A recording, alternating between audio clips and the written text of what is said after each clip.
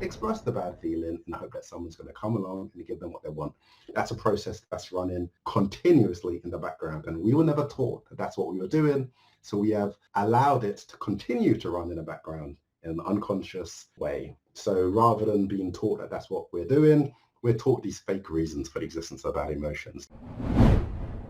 Hello there, and welcome back to the My Future Business Show. It's Rick Nusky here. I am your host, and you know what? I'd like to just take a second of pause to thank everybody for their feedback. In actual fact, this morning I was reading through some of the wonderful feedback some significant people in industry have been providing about the show, and it's just humbling for me to know that the show is making a difference for you now. And speaking of making a difference, on today's show, I have the pleasure of welcoming author, therapist, coach, and trainer Byron Athene to the show. Welcome to the show, Byron.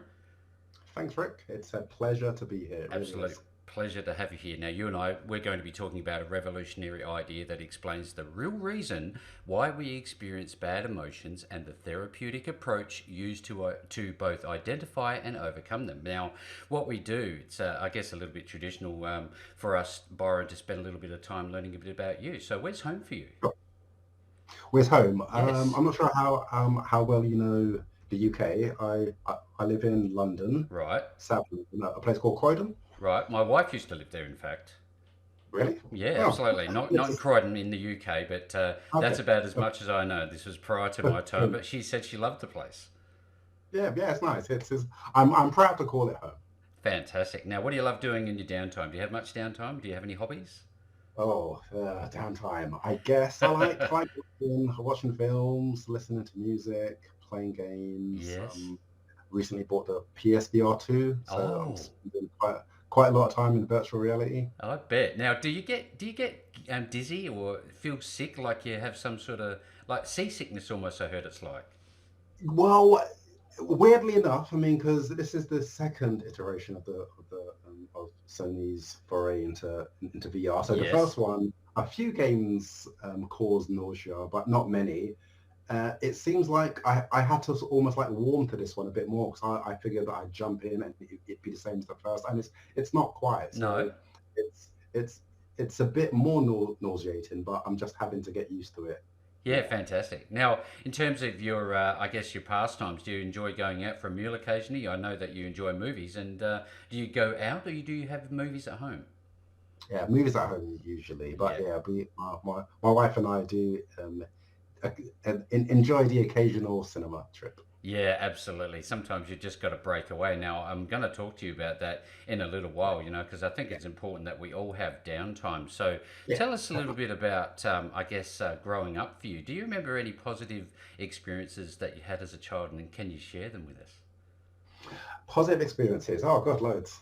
Yeah, truckloads. In fact, well, in fact, part of the main thrust of the conversation will be just seeing explaining how you can look at your past in a completely different way. So whereas um, I guess some events from my past, as I was going through them, I didn't really enjoy them that much. Mm. But on reflection, I can look back on pretty much all of my experiences Yep. and be extremely grateful that they happened, You know, even the one ones that didn't one of nice. the things that I remember growing up was having pets. And they were really a source of joy for me. Did you ever have pets growing up? No, No no, pets. I lived in a pet-free Pet-free um, uh, environment. pet-free environment. Yeah. Now, tell me a little bit. Now, in those formative years, was there anybody around you that really had an impact on your life? Well, I grew up with.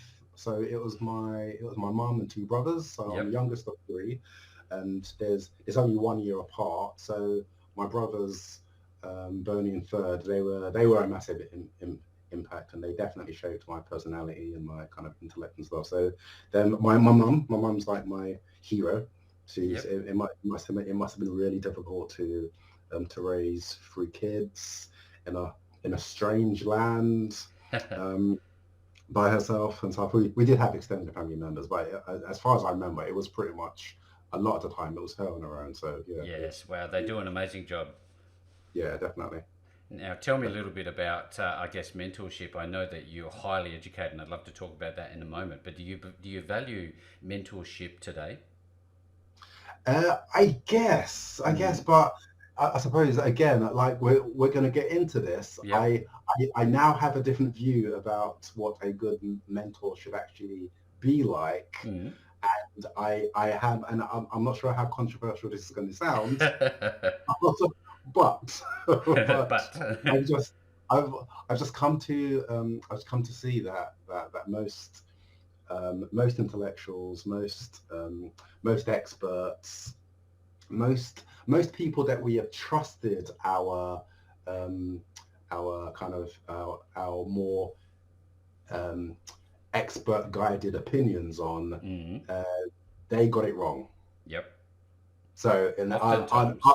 I'll explain how. I'll explain how when we get into the meat of what I'm about to talk about. Yes, absolutely. Now, well, look, we always do this peripheral type of conversation. It gives great context to those who are listening to the show. Now, Yeah. tell me, are you an early riser? Do you have a daily routine that you follow? And if you do, could you share it with us? Early riser, not particularly. No, I mean, I guess I'm quite lucky to be able um, to um, work when I want to work. So my first slot is usually 10 o'clock, Yeah, yep. and so I suppose I sometimes get up quite close to that time, but other times because I'm awake and I feel like, oh, I'm not going to fall asleep again, I might as well get up and do something. So, but I tend to not get up before 8 a.m. Yeah, that's beautiful. Having that ability to, live life on your own terms, how important is that for you? Oh God, definitely. I mean, when because I spent the first, oh God, um, how many years? The first, well, the last full time office job I had for Mm. 23 years, and I just kind of assumed when I was doing that's what I'd be doing for the rest of my life. But after I started to work for myself, I thought there is no way I'm going back. There is No. no way I'm going back to work for someone and like having to go into the office and do that. So I think I've spoiled myself now, Yeah, definitely. absolutely. You've certainly done a lot of great work, and we're going to be talking about a lot of it. Now, I often, well, not often, I would say, I sometimes have flat days. And do you have any flat days? And if you do, you just want to pull the covers over the top of your head. And how do you get past them? Flat days. So see, flat days are a thing of the past. They are. It's They because it's are. all about mindset, isn't it? It's all about mindset. Yeah, Would definitely. So, would tell us a little bit about mindset. When you first open your eyes, you go, you give thanks just for being alive. I presume. Now, oh uh, God, definitely. My God, what do yeah. you say to So yourself? What's the self talk like? I don't. Well, I don't have to engage in that sort of self-talk anymore. It's almost Mm, like I've just reprogrammed my brain to just be aware of it. So I don't have to tell myself the truth anymore. The truth is so blatant. It's yeah. just there all the time. Yeah, fantastic feedback. Now tell me a little bit. I know that you work with a lot of different people, and I often think about in terms of this line of conversation, the locus of control. Yeah. Now, tell us a little bit about the locus of control and what it means to people in, I guess, your clients. Locus of control. Well, again, I don't want to sound controversial, but I think control is pretty much an illusion. I Illusion. think I think once we let go of that control and realize we don't really have control, really, and at best we have subconscious control, but then our subconscious can do whatever it wants, really. So we're not really in control.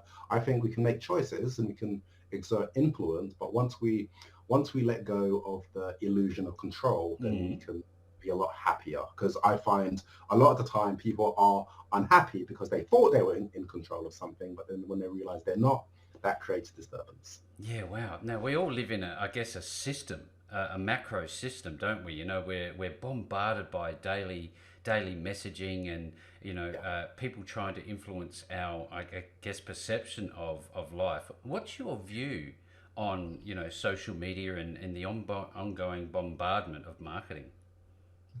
Yeah. Well, I don't really engage with social media. I've only got one social media account. Mm. That's my LinkedIn. Well, I've only got one personal social media account, Facebook, and one professional social media account, LinkedIn. So I don't really engage with social media as Got much it. as I suppose I could. Yeah. But I know lots of my colleagues do really engage and Mm. do kind of benefit from the feedback and interaction and stuff. But that's an area that I haven't really fully explored yet, to be Ah, honest. fair enough too. Yeah, well, look, tell us a little bit for context about your educational and professional background, because I think people would love to hear about that. Yeah, sure. Okay. Well, I guess I had a typical school background. So Mm-hmm. went to secondary school, did exams, went to college.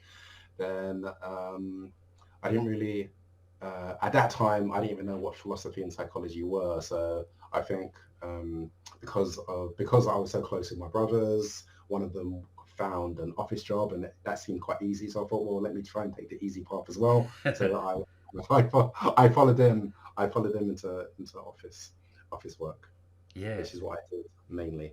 yeah, fantastic. Now, you talked about working for many years as an employee. Now, you had to take a chance on yourself.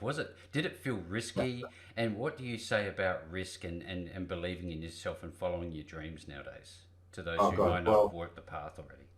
yeah, well, see, again, I because of my view, because my view is generally different. I also have a different view about risk. Yep. So um, when I left the office environment, I I think I was just about to qualify as a therapist anyway, Hmm. so I didn't really see it as that much of a risk because I just assumed that I'd get a job as a therapist or life coach someplace or another.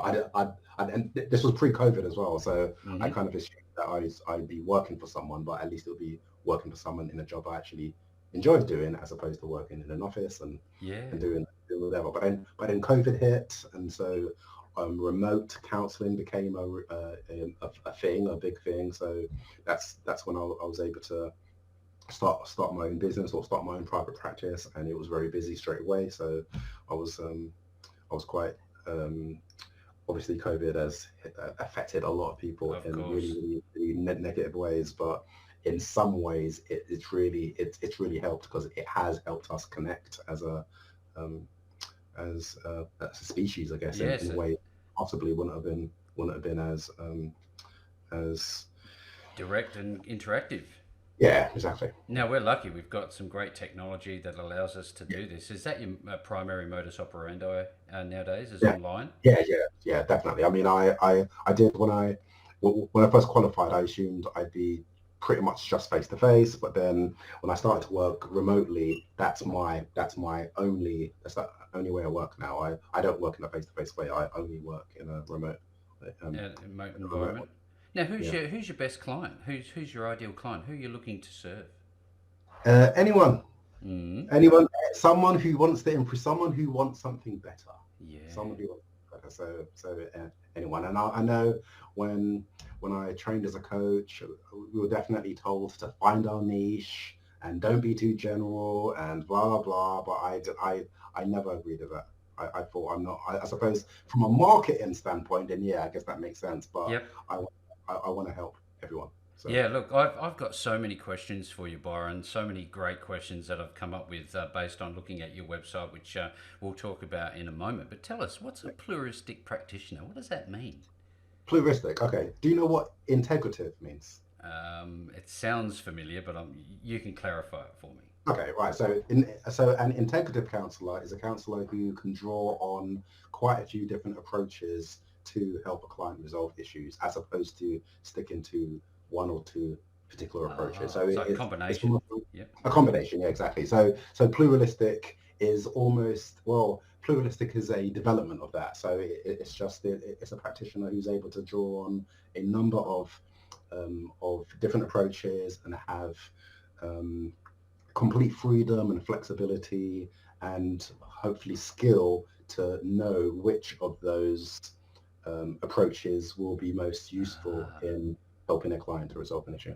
I often think about the Pareto principle. It seems to be omnipresent, at least in my life. Now, out of all of the different approaches that you have, do you have one that really dominates, or is there a balance, 25, 25, 25? How does it work for you, do you think? Well, I guess the approach that dominates now is my own approach, the approach that I've developed. Yeah, is there one like, is it psychology? Is it, can you elaborate on which one that you think your clients respond to most? Sure. It's like, so my approach is called emotion focused brief therapy, Mm. and it's a psychological approach, and it did stem from a tweaking of one of my life coaching programs, which did Yep. combine philosophical things and cutting edge, sort of more cutting edge contemporary practices. But my therapeutic approach, it fuses philosophy with the best bits of some of the pre-existing approaches, with neuroscience and a few of my own discoveries. Yeah, and you do NLP as well. Is that correct? You. Yeah, yeah, That's a very interesting field. Tell us a little bit about that for people who don't yeah. understand it. NLP. So NLP stands for neuro linguistic programming, and it's pretty much another phrase for brain language. Right. So if we want to achieve something, if we know how the brain works, if we know how the brain communicates, we're much more likely to achieve that thing in a more elegant, effective, and healthy way. So when you talk about therapy, it's such a broad statement. I'm wondering if we can, I Yeah. guess, define it a little more tightly. And does anyone need it? And if not, why not? Right. Right. Okay. See, again, I'm going to ban myself from using the word controversial, but this is I the last love time. This is the last time. I Okay. love So it. this might sound controversial, but but I'm a therapist who doesn't actually believe in therapy, and Right. I'll put that into context. I'll put that into context. So Yes, okay. please. So I don't think the world needs therapy per se, Yep. even though therapy can be useful. I think what would be more useful is psychoeducation. Because I think if we learn some fundamental basic things about the way we worked when we were, or how the mind works, how the brain works, when we were younger, like when we were kids, we wouldn't develop issues like anxiety, depression, but we don't learn those really fundamental things.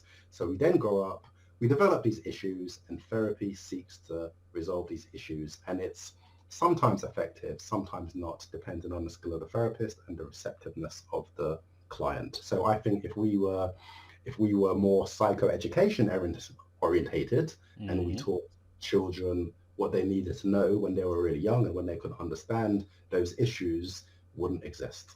Wow. So That, you're suggesting that it's more about, I guess, being proactive rather than reactive. Is that right? exactly, Yeah, that exactly. makes a lot of sense, doesn't it?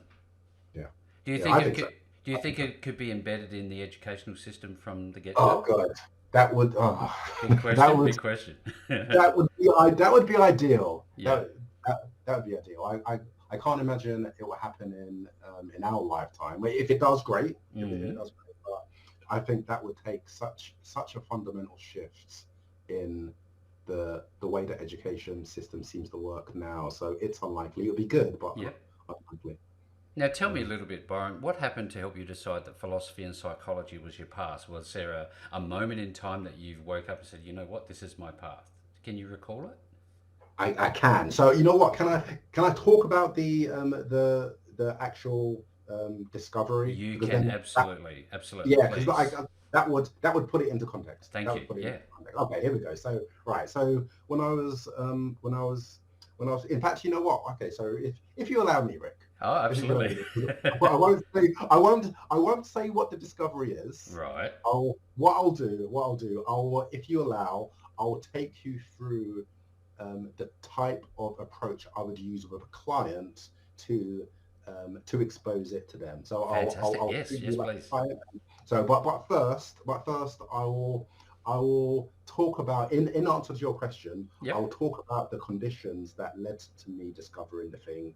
Then I'll say what the thing is. Excellent. Okay, right. So when I was 20 years old, like I said, I didn't even know what psychology or philosophy were. That they weren't fields that interested me. So when I was 20, there was a recession, so I was unemployed for a while. So I didn't really have much money. I spent a lot of time in my room, um, just I guess doing average broke 20-year-old kid stuff, like Yes. listening to music, watching films. Sounds familiar. Yeah. So, and I can remember one of the things I was most I don't know, interested in, I guess, at that time, because I wasn't seeing anyone. One of the things I wanted the most was a partner. Yep. So that's pretty much what I kind of like poured my energy into, like finding a girlfriend and stuff. Because when I was 20, I had a few relationships, but nothing really substantial. So Mm. I my kind of my prize, for want of a better word, was a substantial relationship with someone who was kind of kind and nice and stuff. So okay, so I started to go out with someone, Yep. and this was someone who I knew, and so I thought, because we knew one another, um, we're not going to fall in the usual trap of well, what happened in my previous relationships, where I met someone, we found each other attractive, but then the more we found out about one another, we realized that we weren't really compatible. So because we knew one another, I thought, well, we weren't going to kind of fall down that trap. So I just had confidence that we were going to last forever. It was like heaven. Nothing was going to break us apart. It didn't even last 3 months. Oh wow. And when it ended, well, like proper heartache. It was just Yes. horrible. It Oh, I feel affected you. me. Oh God, yeah, it affected me really, really badly. At 20, nothing really bad had happened to me. So that seemed to be by far the worst thing that I'd kind of gone through. Yep. So I guess Yep. in some ways I lived a quite sheltered life. Like no one close to me had died or anything. So so that it hit me really hard, to say the least. So Yep. but I thought, well, that's just life. In life, bad things are going to happen. You just have to get on with it as best you can, and that's what I intended to do.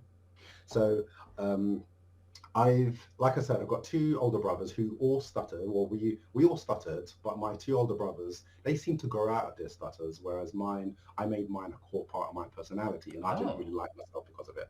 I had like a really, really low self-esteem. I didn't like talking.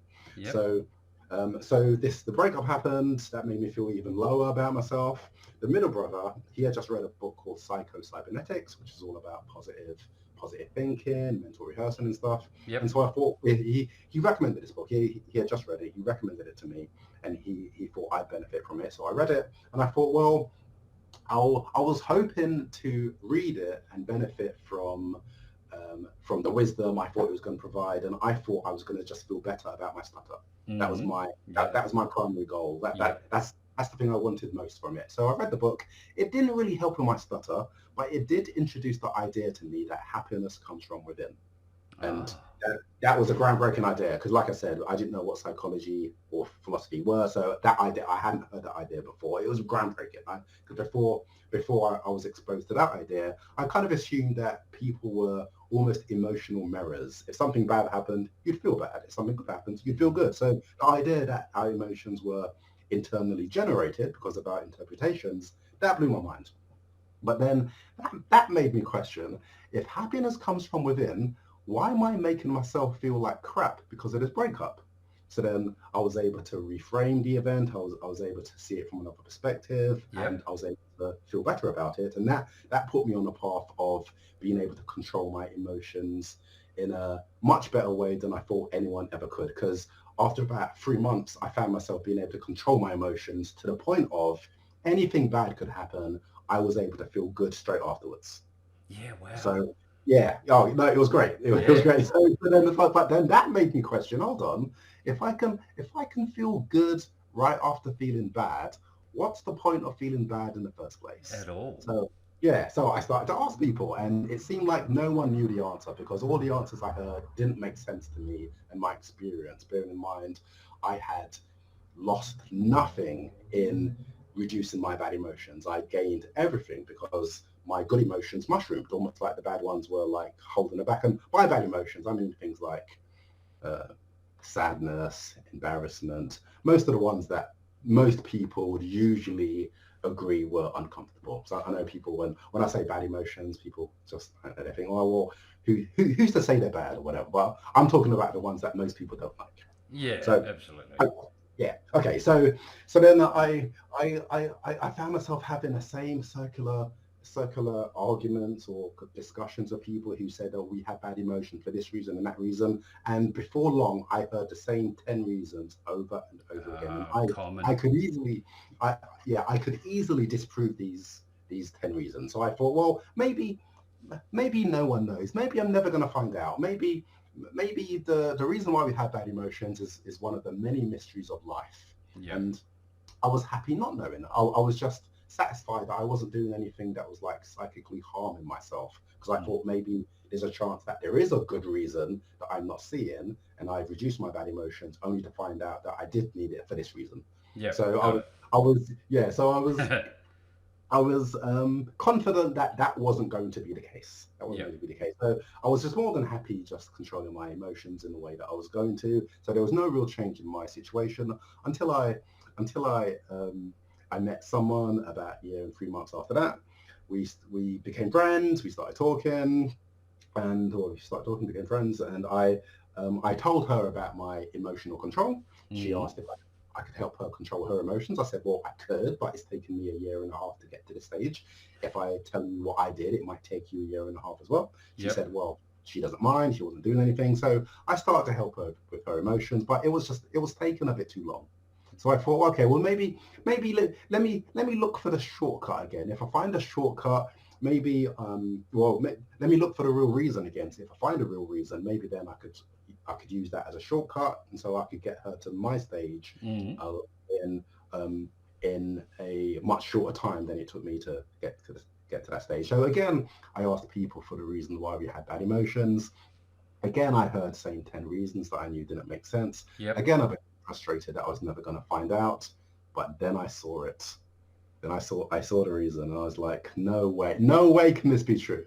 Huh. No way can this be true. Because if this is true, why didn't at least one person say it? Because at that point, I'd spoken to at least 100 people about why I Yep. have emotions, and no one said this. So I thought, well, that doesn't make sense. Why didn't at least one person say this?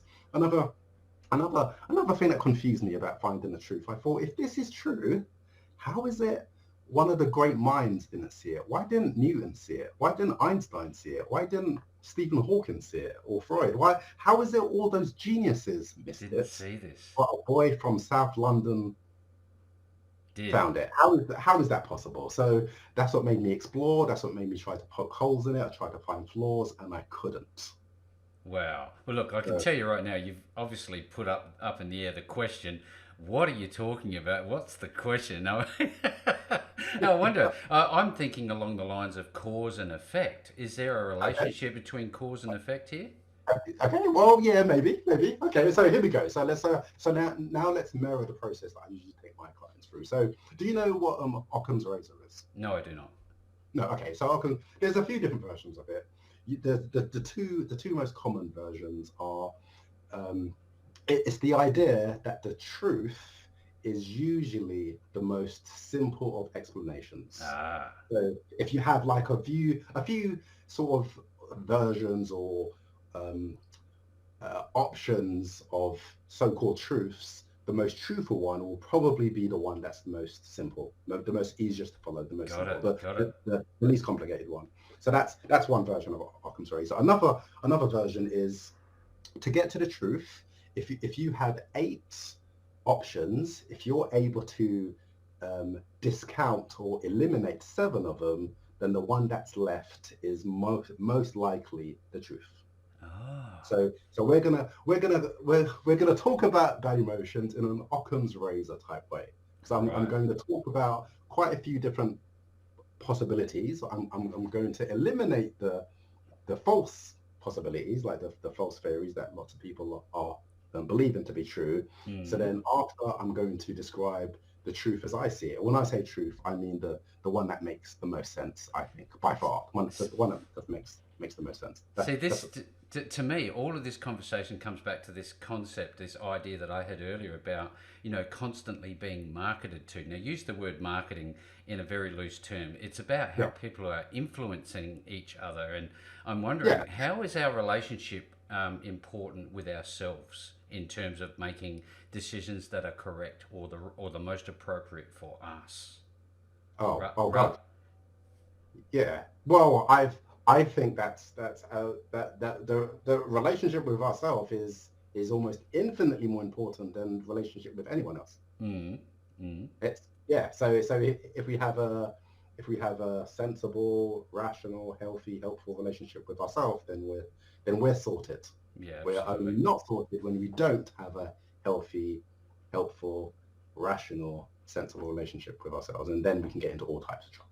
Now, tell me a little bit about environment. Now, does it matter where somebody lives and the type of weather they're exposed to, or is it just a mindset game above and beyond all else, do you think? Well, I would have to say I can't imagine it's where we live, because I lived in a place that's not necessarily considered as nice or like. I was able to find this, and Yep. there's people who live in places that are paradise like, who aren't um, Happy at all. happy, exactly, happy also. Yeah, because I often think about, I feel better when it's a nice, warm, sunny day as opposed to sitting there in the dark, grey, rainy day. But, again, life is all about a perception, isn't it? Yeah, exactly. Oh, exactly. That's exactly it. Exactly it. Okay. So right. So what I'm going to do, Rick? What I'm going to do? I'm going to.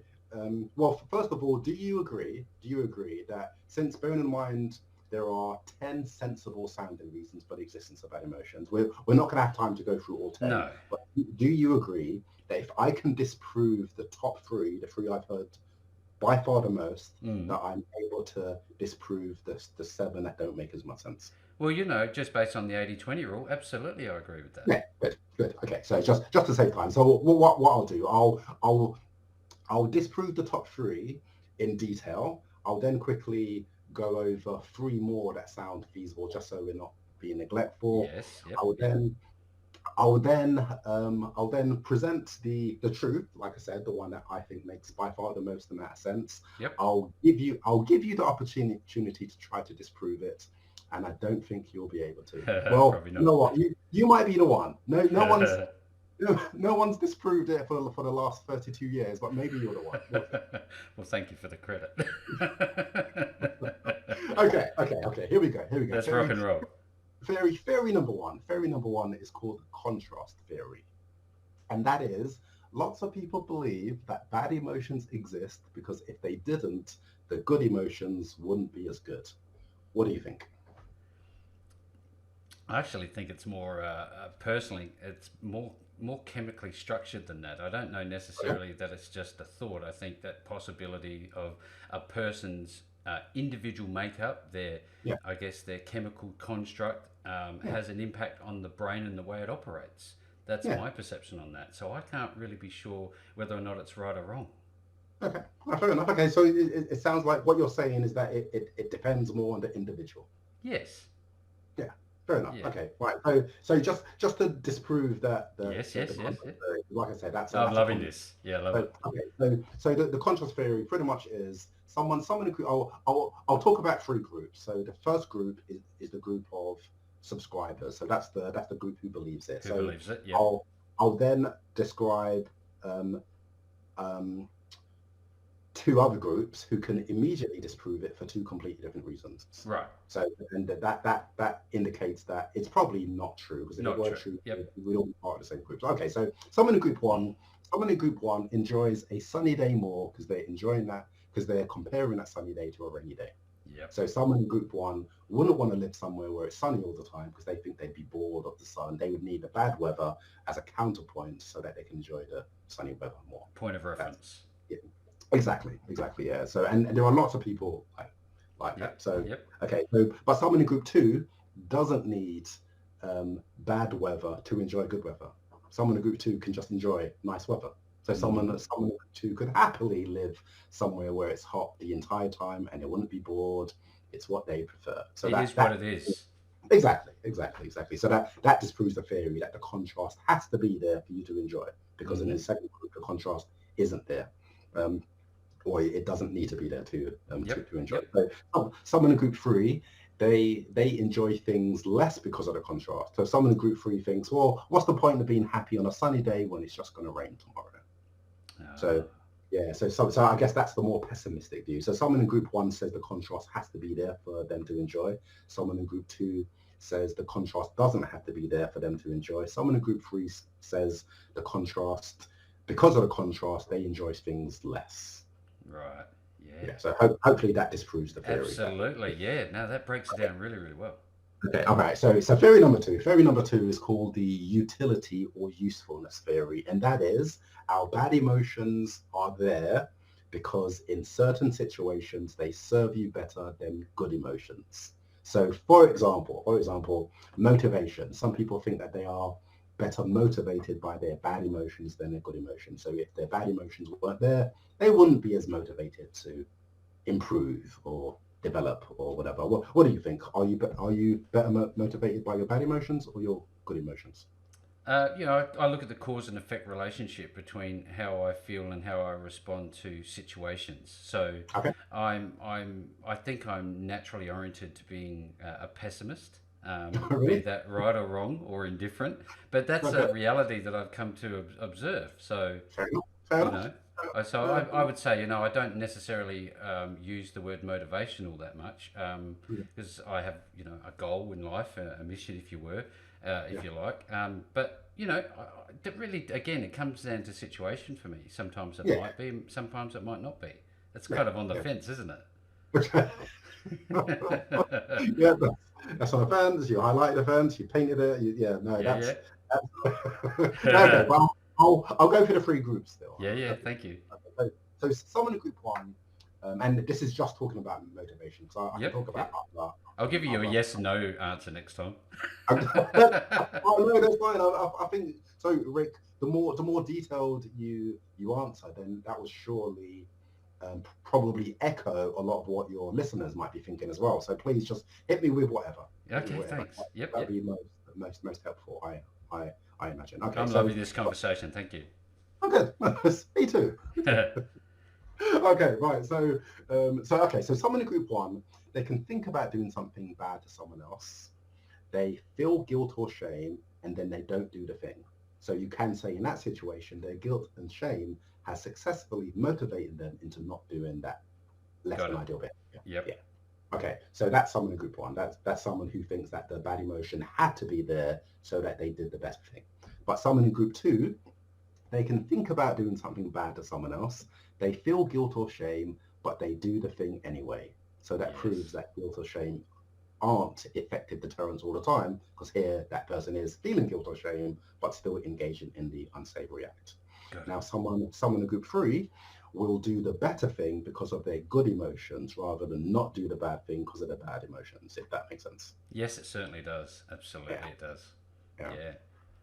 So, so I think the emotion or situation that makes the most sense within this theory is fear. I think fear is the only negative emotion that potentially is more useful than a good emotion in a certain situation. Because imagine if you're in a dangerous situation and you had to escape or you had to fight, if you're fearful, that will probably activate adrenaline, and you can use that adrenaline to defend yourself or escape. Yes. Yeah. Yes. It's very. But It seems very situational. yeah, oh god, definitely, yeah. And Absolutely. I think it's situational and specific because I think that's the only negative emotion that has benefit over good emotions, and it's very specific because I think in certain situations you can be fearful, i.e., you think that there's a threat, but because you're fearful in the way that you are, you might be paralyzed by that fear. So Yes. that fear might be getting you into more trouble, not less, because then Yep. you're not thinking straight, you're panicking, and then you could make mistakes, and those mistakes could be costly. See, you're supercharged by this. Every time you say something on this topic, you just light up. Okay. I can tell you are very passionate about your topics. I know that you're, as an author, you've obviously have an interest in writing. I'm wondering if we can shift gears and talk a little bit about your writing for a moment. Sure. What Okay. have you written, and do you intend to write more? Yeah. Well, the book I'm working on right now is a book that explains my therapeutic approach. So it's a kind of I guess it's a literary version of some of this conversation. Yep, yep. It sums up my discovery, the chronology that led to the discovery. It then goes into detail about the discovery, like it describes it, and it kind of puts it into a more kind of rational context and how it can be used to help people get more out of life and see that life could be completely different, Of completely course. different. It's almost Yes. like we're because of our misinterpretation of our bad emotions, we are in prisons of our own design. Yeah, wow, So that's profound, isn't yeah, it? yeah. Every other theory I've heard about bad emotion can be disproved if you think about it in a certain way. So the theory that can't be disproved is my discovery. So rather than say what the theory is, I'm going to ask you two questions, Oh, of and in course. answering those two questions, you're going to be unknowingly telling me what the theory is. All I'm going to do afterwards is just give you detail. Oh, Okay, okay, so ready? okay. Question number one. Question number one. Why do babies cry? Usually, generally. Because they're hungry, or Yeah. Okay. they So need something.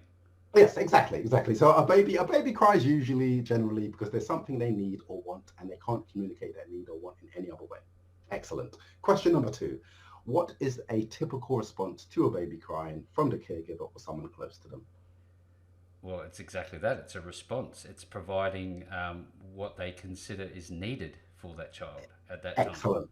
Excellent. Okay, right. So rephrase and recap. A baby cries usually because there's something it needs or wants, and it can't communicate that need or want in any other way, so it cries. So a typical response is that someone tends to the baby, gives them what they need or want, and that usually stops the baby crying. Agreed? Agree. There we go. So theory number four, that's the truth, the more truthful one, Yes, yes, yes. is called the baby theory. And it makes clear that the only reason why adults still feel bad is that we needed to feel bad as babies to alert someone that there was something wrong in our environment because there was no other way of us doing it. And that's a process that we are still running. Yes, So it's let's programmed. yeah, exactly, exactly. So let's imagine that ideally a baby is in a state of equilibrium or balance. They have everything they need. So there's the right amount of food in them, the temperature's within the right range. That feels good. Now, when there's even so all of the needs are being met. When there's even one unmet need, there's a problem with the food. There's a problem with the temperature. That doesn't feel good, and that triggers a state of disequilibrium or imbalance. And because a baby can't say, "Oi, I'm hungry. Can you give me some food, please?" The only thing the baby can do is crudely express the fact that there's something wrong by crying, Yes. with the ideal effect that someone's going to come along and identify the need that's not being met, meet it, and that returns the baby to a state of equilibrium again. So the baby uses that process to ensure that their needs are met as quickly as possible, and it works more times than not. Yes, great Now, analogy. yeah, now when desires are introduced to the baby and the baby perceives an obstacle to a desire, they now know that bad feelings get results, so they make themselves feel bad, express the bad feeling, and hope that someone's going to come along and give them what they want. That's a process that's running continuously in the background, and we were never taught that that's what we were doing, so we have allowed it to continue to run in the background in an unconscious and unknown way. So rather than being taught that that's what we're doing, we're taught these fake reasons for the existence of bad emotions, like the ones that we just disproved and others that we didn't get a chance to disprove. But that's the reason why The bad basis. emotions exist. Wow, that's very almost. I don't know if that's the word for it, but almost very primal, isn't it? Exactly. It's Very I'm talking base. about I'm talking about this is the original subconscious program. Yes, that's Definitely one of amazing. That's yeah. incredible feedback. Now, I Yeah. know that again, you have so much to offer, and we just spoke about your book. And when did you say that was going to be available? It's well, I'm putting the finishing touches to it, so hopefully any month now it will be available. Now, do you have like allotted times that you work with people, or is it an ongoing open door policy that you work with people face or online with them? Yeah, it's open door. I usually work with people in a short term way because I tend to experience well lots of most clients don't need a lot of time to get exposure to these ideas and then help with condition and healthier response because bad emotions are pretty much a deeply embedded entrenched condition response. So once you acknowledge it for the condition response it is, it's easier to then condition a healthier, more helpful response. You know, I'm sitting here thinking about the baby analogy, and even when I look at myself and I'm whinging and carrying on like a child, I will understand that this is very base and something that we can, address systematically. And I think that's a Yeah, really powerful thing that, yeah. I guess a lot of your clients must get aha moments. Is that what you see most often? They That must get what, sorry? aha moments, like the light bulb comes Oh, okay. on. Yeah, yeah, yeah, loads. Yeah, yeah. I Yeah, mean, but that's in saying that, some people don't accept it.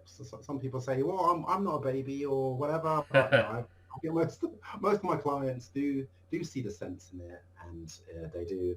They're most of my clients, their minds are blown. Yeah, absolutely. Well, look, it's been a wonderful call. It's been a great treat having you Thank on. you, Again, thank you, we've Rick. just skirt around the edges now. If you want to Yeah, work with Byron, make sure you reach out to him at byronathene.com. I'll be making sure that the links back to Byron and all the wonderful work. Take a close look at his website and keep your eye open for his upcoming book. I'm sure we'll be talking about it in the future for sure and certain. And with all that being said, Byron, thank you so very much for joining me on the My Future Business Show today. thank you, Rick.